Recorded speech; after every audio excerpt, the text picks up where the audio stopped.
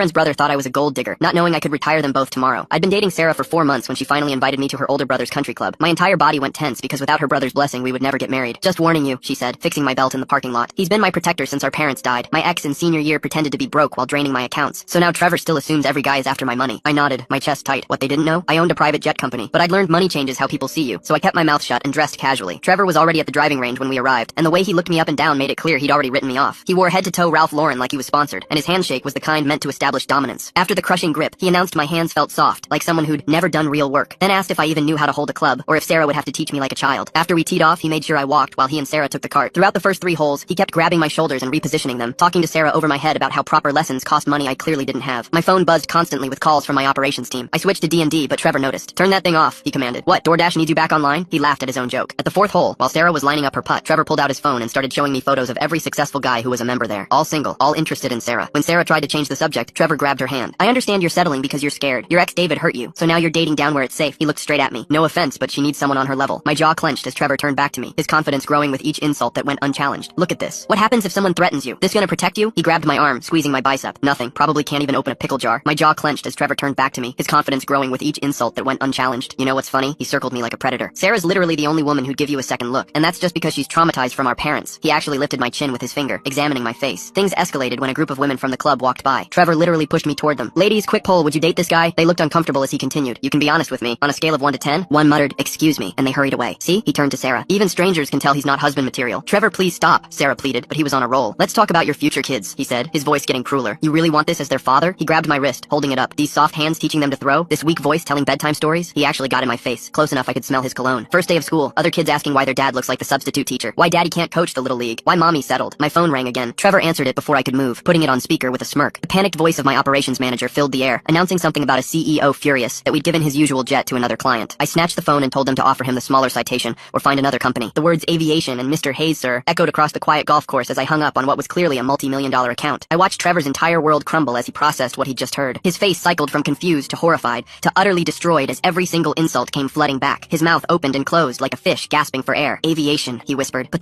you can't be. Sarah connected the dots faster. Wait a second, the house. After mom and dad died, someone paid off the mortgage anonymously. He looked up at